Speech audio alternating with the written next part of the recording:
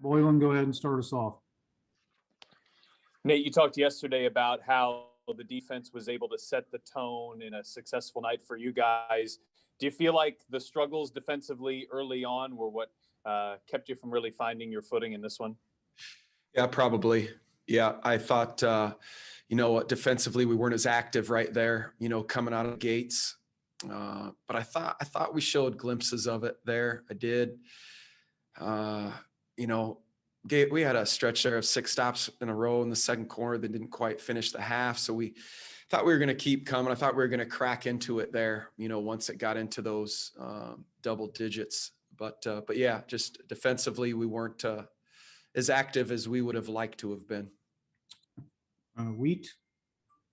Yeah, Nate, one of those nights where certainly the schedule didn't do you any favors. Did you sense any tired legs out there? No, I mean, you can look at it a number of different ways, and I'll never complain about the schedule. Teams got to go through it. We've had a number of those back-to-backs up to this point. So it was, it could have been a different kind of game. Like I mentioned just a few seconds ago about our activity there to start. But, there was some good signs through it, some good glimpses through it, and obviously a lot to learn. Tony East. Hey, when the activity isn't there, what kind of stuff are you saying to your team after and during the game to try to get it up and get them on the right track? Yeah, just to keep playing, to keep playing. We tried to change defenses there a couple times. But just try to keep playing and not put our heads down. Don't let the, whatever happens on one end affect the other, to keep pushing with pace. I thought we got a little, out of sorts there on both ends, but the guys they're fighting and I really enjoy coaching this team. Scott. In eighth, the Bucks had a night where they were hitting everything and making things inside. But generally speaking, were you more disappointed maybe with the ease in which they were getting to the basket and able to get those layups way more than maybe the 3-point shots that were going down? Yeah, Scott. That's a good point there. Like that's probably early what got us. I thought, you look at I think the first bucket of the game, Antetokounmpo, drove right down the lane, for a bucket probably there in semi-transition. And there was a couple offensive rebounds there early. There was a cutter that got behind us early. There's about 4 of those baskets to start the game. And it was, our gaps weren't quite there. Our in and out of gaps with speed weren't quite there, but they will be, and we'll be better. And our guys know it. Wheat. One bright spot tonight was Domas, and he was really carrying the scoring load there for you and competing hard through that third quarter. Is that kind of indicative of the type of competitor that he is? Yep, he does. He plays very hard. He plays hard. He wants to make the right play. That's what, even if he scores, that many points, he does. He wants to make the right pass, the right play, the right read.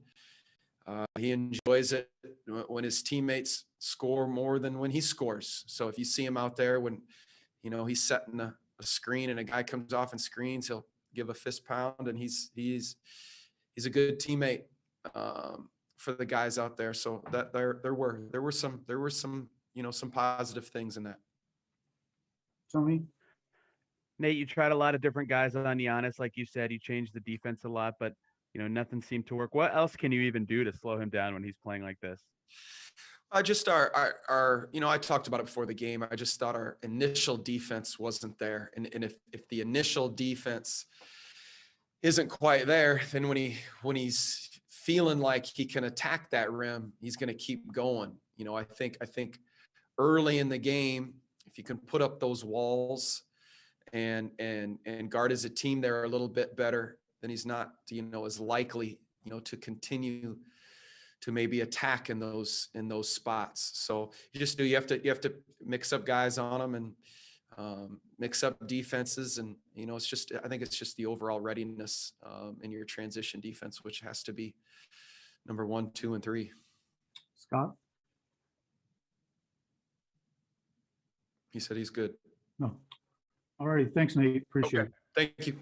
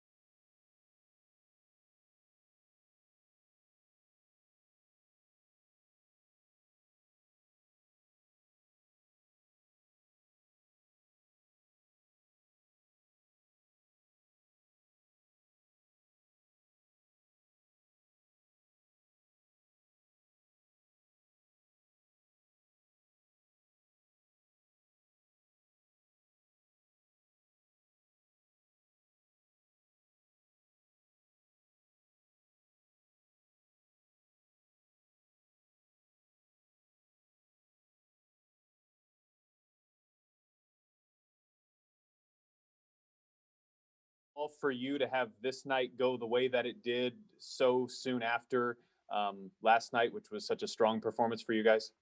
Yeah, it was a tough one tonight. Obviously we didn't plan on that, but we just didn't come out with enough urgency on both ends, and something we got to clean up. We got to come in with that mindset. Just because we played the night before doesn't give us an excuse to, kind of lay an egg. So I think we just got to get better at that. We know we can play with anyone in this league, and we just got to continue to show that. Yeah, Doug, when you are playing on a back-to-back and you fall into an early hole like you did, does that make it tougher to come back? Yeah, it does. It does. And, Milwaukee's a great team. They're very deep, and they play the right way, and they're a great defensive team as well. So whenever you give a team like that a lead like that at home, even though there's no fans, it's still tough. They've been waiting for us, and, it made it tough. We dug ourselves too big of a hole, and we know we can't do that from now on. J. Michael, you got anything? Yeah, sure. Doug, why do you guys have so much difficulty? Because even, going back to the previous couple of seasons, that you always seem to have issues with this team. Is it because of the way they defend and they lock and trail and rear contest to take away your three, or is it what they do on the offensive end that puts so much pressure on you? A little bit of both. I think they're really good. They're really well coached at challenging those threes off of pin downs, and they really force you into some tough shots. So you got to give them credit. But we got to be able to adjust. We got to be able to get in the paint and move the ball a little more. So that's something we'll look at in film. And obviously we weren't there defensively. We had a really good plan coming into the game, and we just couldn't execute it. So that's on us as players, and we got to continue to obviously trust the plan the coach puts together and try to execute it the best we can. Scott? You'll learn more watching film, but did you feel or see anything defensively at the way in which they were so easily able to get into the paint and score at will at the rim? Yeah, I don't even think we need to watch the film. I just we just weren't in our gaps like Coach preaches. We always try to emphasize to show a wall in transition, especially with our arms out to make Giannis see a crowd, and we weren't able to do that tonight. He got wherever he wanted, and some of the role players went off, and that's on us as well. We can't allow that to happen. We got to continue to fight, be willing to sacrifice our body, and just got to learn from it and move on. Okay, anything else for Doug? All right. Thanks, Doug. Appreciate it.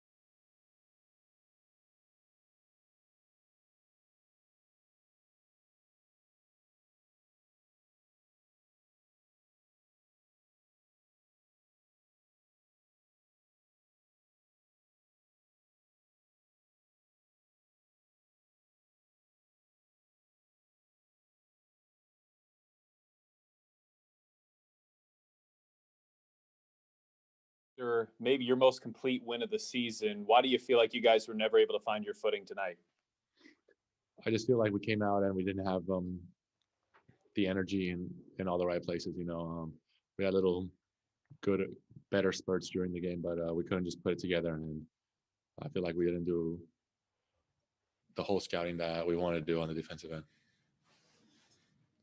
Daryl Wells.